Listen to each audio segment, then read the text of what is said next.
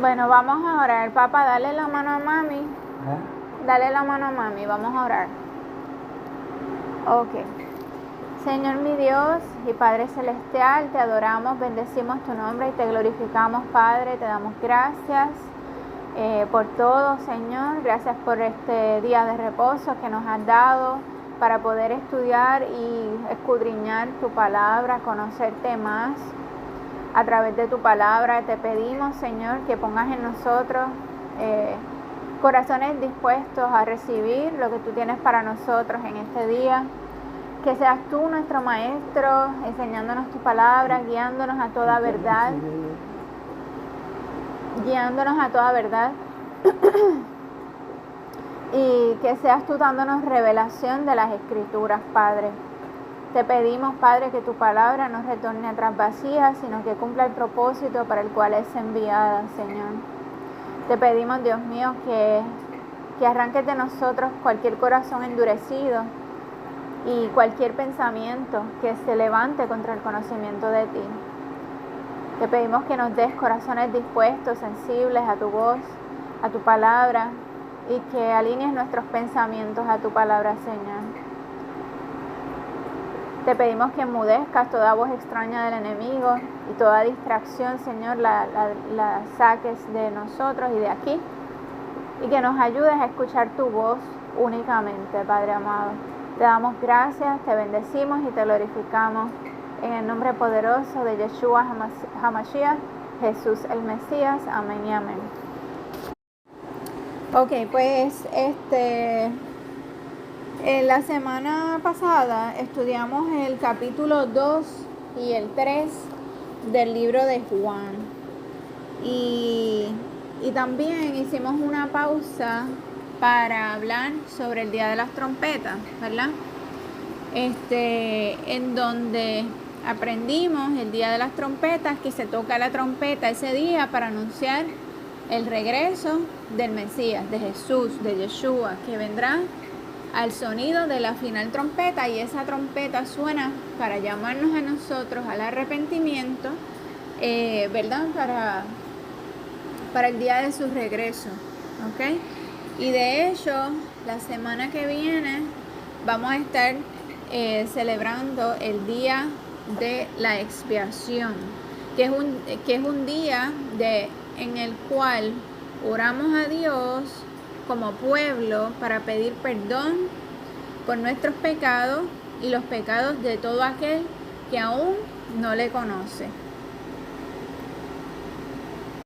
Entonces ahora vamos a leer el capítulo 4 del libro de Juan, y dice así: Cuando pues el Señor entendió que los fariseos habían oído decir, Jesús, Yeshua, hace y bautiza más discípulos que Juan, aunque Jesús, Yeshua, no bautizaba sino sus discípulos, salió de Judea y se fue otra vez a Galilea. Y le era necesario pasar por Samaria. Vino pues a una ciudad de Samaria llamada Sicar, junto a la heredad que Jacob dio a su hijo José. Y estaba allí el pozo de Jacob. Entonces Jesús, Yeshua, cansado del camino, se sentó así junto al pozo. Era como la hora sexta. Vino una mujer de Samaria a sacar agua, y Jesús, Yeshua, le dijo, dame de beber. Pues sus discípulos habían ido a la ciudad a comprar de comer. La mujer samaritana le dijo, ¿cómo tú, siendo judío, me pides a mí de beber, que soy mujer samaritana? Porque judíos y samaritanos no se tratan entre sí. Respondió Jesús, Yeshua, y le dijo, si conocieras el don de Dios y quién es el que te dice, dame de beber, tú le pedirías y él te daría agua viva. La mujer le dijo, Señor, no tienes con qué sacarla, y el pozo es hondo. ¿De dónde pues tienes el agua viva? ¿Acaso eres tú mayor que nuestro padre Jacob, que nos dio este pozo, del cual bebieron él, sus hijos y sus ganados? Respondió Jesús y le dijo: cualquiera que bebiere de esta agua volverá a tener sed, mas el que bebiere del agua que yo le daré no tendrá sed jamás, sino que el agua que yo le daré será en él una fuente de agua que saltará para vida eterna. La mujer le dijo: Señor, dame esa agua para que no tenga yo sed, ni venga aquí a sacarla. Jesús, Yeshua, le dijo: ve, llama a tu marido y ven acá. Respondió la mujer y dijo: no tengo marido. Jesús, Yeshua, le dijo: bien has dicho, no tengo marido, porque 5 maridos has tenido, y el que ahora tienes no es tu marido. Esto has dicho con verdad. Le dijo la mujer: Señor, me parece que tú eres profeta. Nuestros padres adoraron en este monte, y vosotros decís que en Jerusalén es el lugar donde se debe adorar. Jesús, Yeshua, le dijo: mujer, créeme, que la hora viene cuando ni en este monte ni en Jerusalén adoraréis al Padre. Vosotros adoráis lo que no sabéis, nosotros adoramos lo que sabemos, porque la salvación viene de los judíos. Mas la hora viene, y ahora es, cuando los verdaderos adoradores adorarán al Padre en espíritu y en verdad. Porque también el Padre, tales adoradores, busca que le adoren. Dios es espíritu, y los que le adoran en espíritu y en verdad es necesario que adoren. Le dijo a la mujer: sé que ha de venir el Mesías, llamado el Cristo. Cuando Él venga, nos declarará todas las cosas. Jesús le dijo: yo soy el que habla contigo. En esto vinieron sus discípulos y se maravillaron de que hablaba con una mujer. Sin embargo, ninguno dijo: ¿qué preguntas? ¿O qué hablas con ella?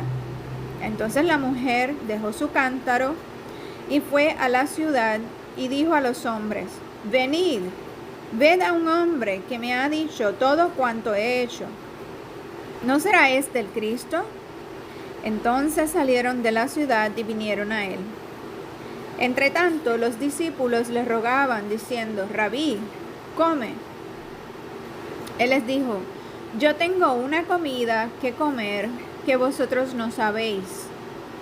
Entonces los discípulos decían unos a otros: ¿le habrá traído alguien de comer? Jesús, Yeshua, les dijo: mi comida es que haga la voluntad del que me envió y que acabe su obra. ¿No decís vosotros: aún faltan 4 meses para que llegue la siega? Para que llegue la siega.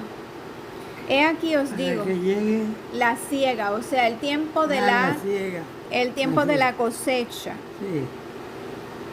He aquí os digo: alzad vuestros ojos y mirad los campos, porque ya están blancos para la siega. Y el que siega recibe salario y recoge fruto para vida eterna, para que el que siembra goce juntamente con el que siega. Porque en esto es verdadero el dicho: uno es el que siembra y otro es el que siega. Yo os he enviado a segar lo que vosotros no labrasteis. Otros labraron, y vosotros habéis entrado en sus labores. Y muchos de los samaritanos de aquella ciudad creyeron en él por la palabra de la mujer que daba testimonio diciendo: me dijo todo lo que he hecho. Entonces vinieron los samaritanos a él y le rogaron que se quedase con ellos, y se quedó allí 2 días.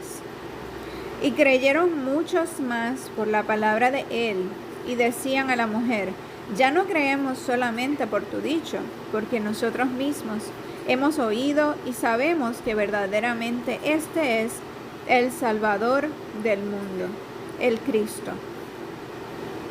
2 días después salió de allí y fue a Galilea, porque Jesús mismo dio testimonio de que el profeta no tiene honra en su propia tierra.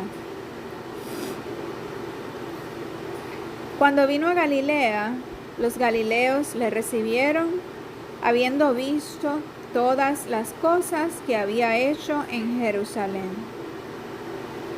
en la fiesta, porque también ellos habían ido a la fiesta. Vino pues Yeshua, otra vez a Caná de Galilea, donde había convertido el agua en vino. Y había en Capernaum un oficial del rey, cuyo hijo estaba enfermo.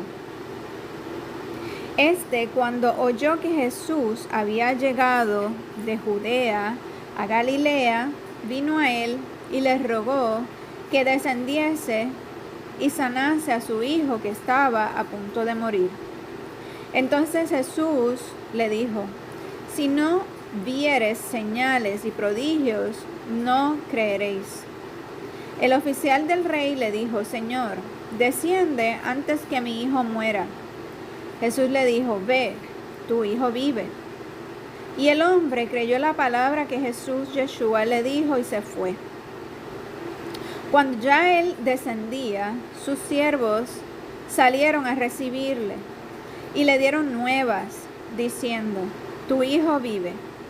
Entonces él les preguntó a qué hora había comenzado a estar mejor. Y le dijeron: ¿a qué hora había comenzado a estar mejor? Mejor.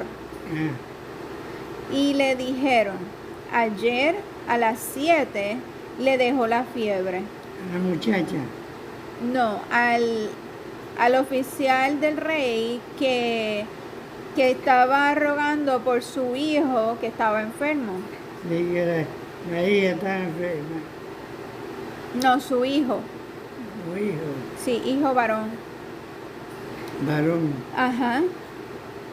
Pero Yeshua le dijo: ve, o sea, ve a tu casa, que tu hijo vive. Y él lo creyó. El que vino a rogar por su hijo, creyó lo que Yeshua le dijo. Y cuando se fue a su casa, llegó y preguntó a qué hora fue que se sanó el hijo. Porque su hijo se sanó, como Jesús le había dicho. Y entonces cuando le dijeron que era las 7, y entonces en ese momento él se dio cuenta que el hijo se mejoró, se sanó exactamente a la misma hora que Yeshua le había dicho que su hijo estaba vivo, que iba a estar vivo. ¿Estaba muerto ya? No estaba muerto, estaba enfermo. Enfermo. Ajá, pero dice, parece que tenía una fiebre. Porque dice, que le dijeron ayer a las 7 le dejó la fiebre. O sea, que estaba enfermo con fiebre. Y entonces dice, el padre entonces entendió que aquella era la hora en que Yeshua le había dicho: tu hijo vive. Y creyó él con toda su casa. Esta segunda señal hizo Yeshua, cuando fue de Judea a Galilea. ¿A Galilea? Sí. Entonces aquí, en este capítulo que acabamos de leer, ¿verdad? Vemos primero la historia de la samaritana, en donde Yeshua, se quedó en ese pozo, sabiendo...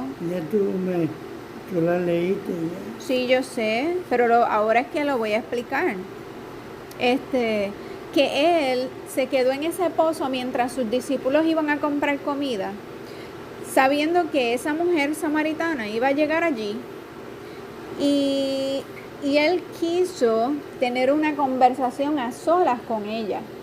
Por eso la esperó allí, porque era una mujer no solamente samaritana, que los judíos y los samaritanos no se llevaban, sino que además era una mujer que la gente no la veía con buena estima, porque era una mujer pecadora. Todos somos pecadores, pero ella tenía aparentemente una mala fama, porque Yeshua le dijo que ella había tenido 5 maridos y que el marido que tenía en ese momento, salud mamá, no era su marido, queriendo decir una de dos, o que no estaba casada con él y estaban simplemente conviviendo, ¿Y de quién era? o que era un hombre casado y ella era su amante. Pudo haber sido cualquiera de esas dos cosas, ¿verdad? O sea que esta mujer no era vista bien por la sociedad. Así que Yeshua, se queda esperándola en ese pozo, sabiendo que ella iba a ir. Ella fue a esa hora, precisamente porque era una hora en donde nadie iba al pozo. Ella estaba evitando la vergüenza de la gente, ¿verdad? Que la viera, ¿ok? Así que el Señor ahí buscó tener una palabra con ella a solas, ¿verdad? Para hablarle. Y le habla, ¿verdad? De esa fuente de agua que salta para la vida eterna. Él le habla, ¿verdad? De esa vida eterna que solamente se obtiene a través de Él, de creer en Él y su palabra, ¿verdad? Entonces, además de eso, nos habla de que la hora viene cuando los verdaderos adoradores adoran al Padre en espíritu y en verdad, ¿verdad? Cuando nosotros adoramos en espíritu y en verdad, la adoración no es solamente cantar a Dios, sino es una actitud de nuestro corazón que tiene que ver con nosotros humillarnos delante de Dios y reconocer que Dios es eterno y está por encima de todo. Entonces nosotros nos humillamos ante su presencia. Y que ese es el Dios del universo. Así es. Y tiene que ver también con nuestra obediencia, porque cuando estamos en obediencia estamos haciendo la voluntad de Dios. Y entonces esa es nuestra mejor adoración, nuestra obediencia.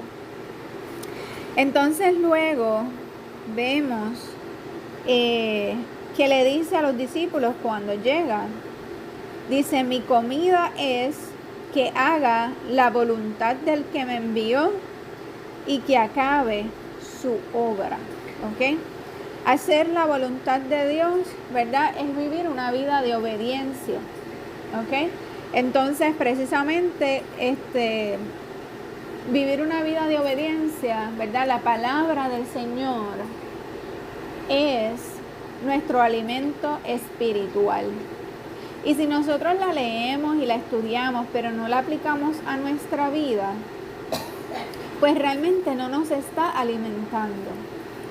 Porque nos alimenta cuando nosotros la obedecemos, y entonces es cuando se vuelve real en nuestras vidas.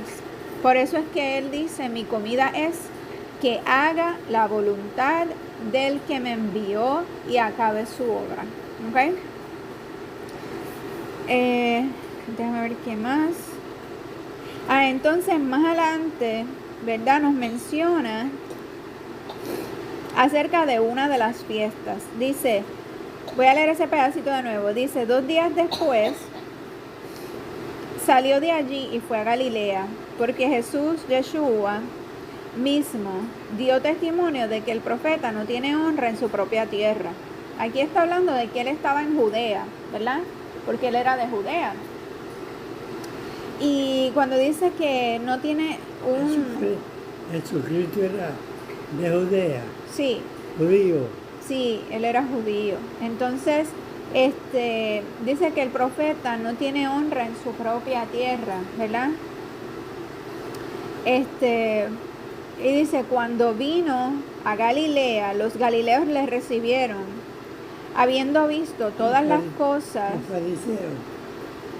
los galileos, Los galileos los recibieron. ajá, habiendo visto todas las cosas que había hecho en Jerusalén, en la fiesta. ¿Ves? Aquí nos menciona la fiesta. Dice, porque también ellos habían ido a la fiesta. ¿Y a qué fiesta se está refiriendo? A la fiesta de la Pascua, de Pesach, que era cuando se sacrificaba el cordero para la cena que daba inicio a la fiesta de los panes sin levadura. ¿Ok? Así que esto es importante, ¿verdad? Porque nosotros estamos estudiando que Jesús, Yeshua, cumplió los mandamientos, vivió una vida de obediencia a los mandamientos y además él celebró tanto el día de reposo como las fiestas del Señor que se encuentran en Levítico 23. Entonces, por eso es que luego de leer Levítico 23 estamos leyendo el Evangelio de Juan, precisamente porque aquí en este Evangelio es cuando de todos los evangelios, este es el que más nos muestra que Jesús, Yeshua, celebró las fiestas. Entonces aquí lo vemos, y no solamente lo celebró, sino también en él se cumplieron cada una de las profecías que nos anunciaban esas fiestas. Porque esa fiesta de la Pascua se cumplió. Mamá, déjame darte un poco de agua, espérate. De Galilea. No, Jesús era de Judea. Entonces, volviendo a lo que te estaba diciendo, lo que les estaba diciendo, es que Jesús, Yeshua, no solamente celebró las fiestas, sino que en él se cumplieron cada una de las fiestas de primavera, que son la Pascua, en donde él murió, la fiesta de panes sin levadura, donde fue sepultado, el día de las primicias, que ese día él resucitó, y el día de Pentecostés, en donde descendió el Espíritu Santo. Entonces, cada una de esas fiestas se cumplió esas profecías que estaban profetizadas, ¿verdad? En cada una de ellas, él las cumplió. Entonces ahora quedan las fiestas de otoño, que son de Día de las Trompetas, en donde él regresará con el sonido de la trompeta. Día de expiación o Día del Perdón, que es cuando será el juicio final, porque la palabra dice que cuando no hay un arrepentimiento en las personas, lo que queda es una horrenda expectación de juicio. Y por último, la fiesta de los tabernáculos, que representa su reinado milenial y nuestra entrada a la eternidad. Entonces esas son las fiestas que falta por cumplirse, ¿verdad? Él cumplió las primeras, las de primavera, y falta cumplirse las de otoño, porque tienen que ver con su segunda venida. Entonces, por eso es importante que nosotros veamos que en cada una de estas fiestas, número uno, él las celebró, y segundo, se cumplieron o se cumplirán en él. ¿Qué tú dices, mamá? Fue lo que tú dijiste, Ajá. el último párrafo. Lo último que dije es que las fiestas de primavera se cumplieron con su primera venida, ¿verdad? Y las segundas, que son las de otoño, se cumplirán con su segunda venida. La primera de otoño es el Día de las Trompetas.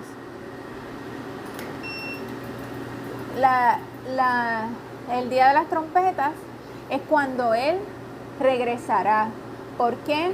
Porque Él regresará al sonido de la final trompeta. El día de expiación o día del perdón es cuando se cumplirá ¿Dónde es el día de la trompeta?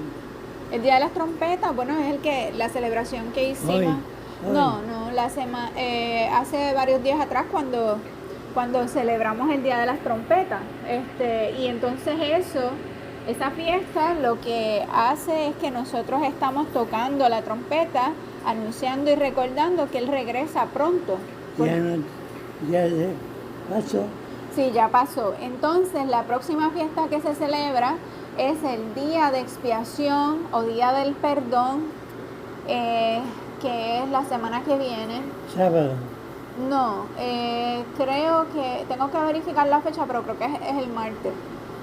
Creo que es el martes, tengo que verificar la fecha, no la tengo a la mano. Entonces, el caso es que el día de la expiación o el día del perdón, ese era en la antigüedad, ¿verdad? Antes de Jesús, Yeshua morir, era el día en que el sumo sacerdote tomaba un cordero y lo sacrificaba para el perdón. El Papa. No el Papa. No estamos hablando de la Iglesia Católica. Estamos hablando antes de Jesús, Yeshua morir. El sumo sacerdote era ese. No, ese es el sumo sacerdote. Y ahí pasó el Papa. No. Tú estás hablando del sumo sacerdote de la Iglesia Católica, pero no estamos hablando de la Iglesia Católica, porque la Iglesia Católica surgió mucho tiempo después. Yo te estoy hablando el sumo sacerdote nombrado por Dios, que no es de la Iglesia Católica, sino porque Dios no estableció ninguna religión. Las religiones son invención humana, ¿entiendes? Dios no viene a buscar gente de ninguna religión.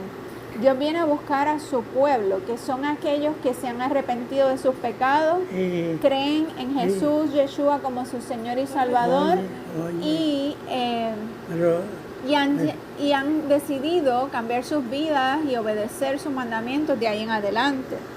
Entonces, espérate, que mami me quiere decir algo y tú también, así que vamos a ver, espérate, mamá, ¿qué fue?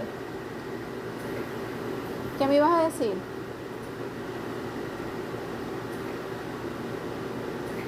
Pero la iglesia Ok, dime tu papá.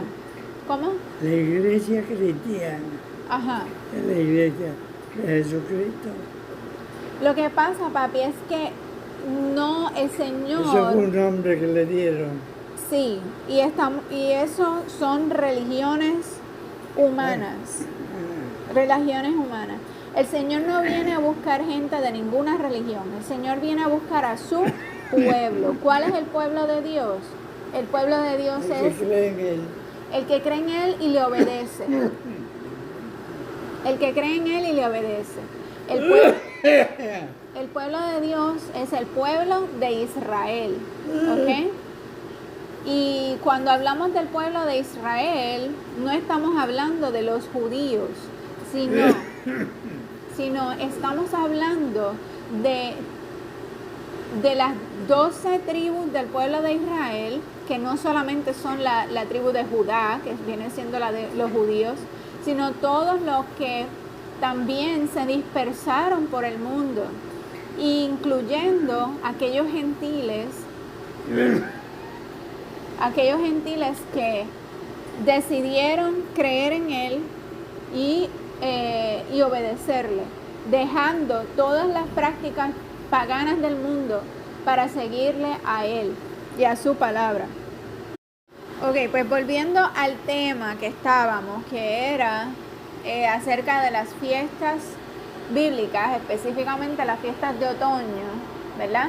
Dijimos que el día de las trompetas se anuncia que el Mesías regresará, porque Él regresa al sonido de las trompetas, ¿verdad? Entonces, y esas trompetas ahora mismo las tocamos para llamar, es un llamado al arrepentimiento. un llamado a regresar a Él y anunciar que Él regresa, ¿verdad? Ese día de las trompetas con ese sonido es como una llamada a despertar y al arrepentimiento, porque Y durante... allá lo hacen, Sí, ¿ah? sí, se hace en todo el mundo los que celebran estas fiestas. El pueblo de Israel, Los judíos, los judíos y no judíos, ¿ah? judíos y no judíos, porque nosotros no somos judíos, pero nosotros hemos decidido celebrar estas fiestas porque la palabra de Dios nos indica que las debemos de celebrar por siempre. Es un mandamiento eterno, estatuto perpetuo, lo dice en Levítico 23 en varias ocasiones. 4 versículos, el versículo 14, el 21, el 21, 31 y 41, si mal no recuerdo. Esos 4 versículos nos indican. Toma agua otra vez, mamá. Toma. Esos 4 versículos nos indican que es un mandamiento eterno, mandamiento perpetuo, estatuto perpetuo. Entonces, el día de expiación o el día del perdón, ese día que se hacía antes de Jesús, antes de Yeshua morir por nosotros, ese era el día en que... Entonces morí Jesucristo. Sí, antes que Él muriera. En la cruz. Ajá, antes que Él muriera. Se sacrificaban animales, ¿verdad? Se sacrificaba el cordero una vez al año para el perdón de los pecados del pueblo. Ese era el día de expiación, el día del perdón. Entonces ese cordero se sacrificaba y luego esa sangre se llevaba al lugar santísimo, que era la parte más profunda del tabernáculo, en donde estaba... Y se regaba en las puertas. No, se regaba Se usaba, se pintaba la puerta. No, no era la puerta. No, eso que estás mencionando de pintar la puerta, el dintel de la puerta, es lo que se hizo cuando el pueblo de Israel, el Señor estaba esclavo en Egipto y el Señor mandó la última plaga, que era la de la muerte del primogénito. Y esa sangre era la que iba a proteger al primogénito de la casa. Entonces, el día de expiación, por otro lado, era cuando el sumo sacerdote, y vuelvo otra vez a contestar tu pregunta, no estamos hablando de la Iglesia Católica, no estamos hablando del Papa, estamos hablando del sumo sacerdote escogido por Dios, que era de la tribu de Leví, que era el único que podía entrar al lugar más profundo, más santo, el lugar santísimo del tabernáculo, que era donde estaba el arca del pacto, que era esa caja de madera cubierta de oro, que adentro de esa caja estaban las 2 tablas de los 10 mandamientos, la vara de Aarón que reverdeció y una porción de maná que se guardaban como testimonio se guardaban como testimonio del pacto, como testimonio de lo que Dios había hecho en medio del pueblo, ¿ok? Entonces estaba esa caja o esa arca en donde estaban esos objetos, era donde en la tapa de esa caja, que tenía unos querubines arrodillados arriba de esa caja, era donde el sumo sacerdote salpicaba la sangre de ese cordero que murió para salvar o para limpiar los pecados del pueblo de Israel, del pueblo de Dios. Entonces, eso se hacía cada año, una vez al año, el día de la expiación. Era el único día que el sumo sacerdote entraba ahí a hacer eso. Pero se celebraba una vez al año porque ese sacrificio no era lo suficientemente puro y perfecto como para poder limpiar los pecados de la humanidad para siempre. El único sacrificio totalmente puro y perfecto fue el sacrificio que Jesús, Yeshua, hizo por nosotros en la cruz. ¿Ok? Él murió por nosotros y como Él era libre de pecado, Él fue capaz con su obediencia de limpiar el pecado de todos nosotros de una vez y por todas. Aún así, aunque Él ya cumplió ese sacrificio de una vez y por todas, aún así la palabra nos indica que esta fiesta o este día del perdón o de expiación debemos continuar celebrándolo por siempre. Entonces, si ya no hay que hacer más sacrificios porque Jesús, Yeshua, lo hizo de una vez y por todas por nosotros, ¿qué hacemos el día de la expiación o del perdón? ¿O cómo lo celebramos? Lo celebramos humillándonos ante la presencia del Señor, pidiendo perdón por los pecados nuestros, los pecados de nuestra familia, los pecados del pueblo de Dios, los pecados de la gente que todavía no le conoce, para que todo aquel que no le conoce pueda llegar al arrepentimiento y ser salvo. Y nos humillamos como pueblo de Dios de forma colectiva, no solamente de forma individual, sino como pueblo, todos juntos, aunque estemos en lugares diferentes. Ese día nos estamos presentando delante de Dios en oración y humillándonos, pidiendo perdón para que todo el que no le conoce, el Señor se revele a ellos y los lleve al arrepentimiento. ¿Me entienden? ¿Estás entendiendo? ¿Sí? No, sí. ¿Ah? Estoy entendiendo. Ok. No estoy durmiendo. Está bien. Entonces, luego de eso, la tercera fiesta, que si te puedo explicar otra vez eso. Ok. Así llega otra vez. No, mami quiere que le explique otra vez lo del día de la expiación, ¿verdad? Esa parte es la que tú quieres que te explique. Sí, ok. Ok, pues vuelvo otra vez. El día de expiación o el día del perdón era el día que se sacrificaba un cordero para limpiar los pecados de la humanidad. Hasta ahí entendiste, ¿verdad? Ok. Pero hubo una persona que murió en la cruz por nosotros. ¿Quién era ese? ¿Quién murió en la cruz por nosotros? Jesucristo. Exacto. Deja a mami que me conteste para ver si ella va entendiendo. Mamá, ¿quién murió en la cruz por nosotros? Muy bien, Jesucristo, Yeshua. Entonces, como Él murió por nosotros, Él con su muerte fue capaz de limpiar los pecados de toda la humanidad de una vez y para siempre. ¿Verdad que sí? Pues después de Jesús, Yeshua, haber muerto en la cruz, ya no es necesario que se sacrifiquen más animales para limpiar los pecados, ¿verdad? Porque si ya Él nos limpió de pecado, no hay que hacer más nada, ¿verdad que no? Exacto, nada más es creer en Él, ¿verdad? Si creemos en Él y que Él murió y resucitó para limpiar nuestros pecados, pues ya con eso Él nos limpia de pecado, ¿sí? Ok, entonces, pues quiere decir que para celebrar el día de la expiación ya no es necesario que sacrifiquemos más animales.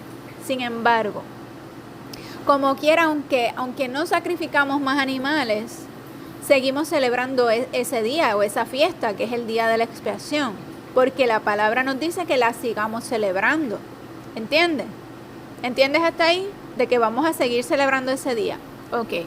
Ahora bien, si ya no se hacen sacrificios de animales y la tenemos como quiera que seguir celebrando, pues la pregunta que nos tenemos que hacer es, ¿cómo entonces la tenemos que celebrar? ¿Sí o no?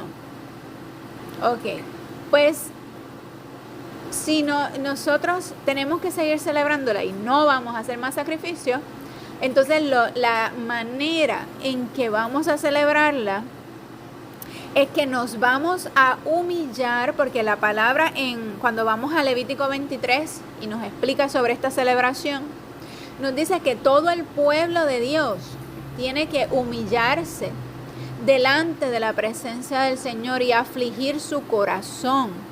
O sea, entristecernos por causa del pecado de la humanidad. Porque a Dios le duele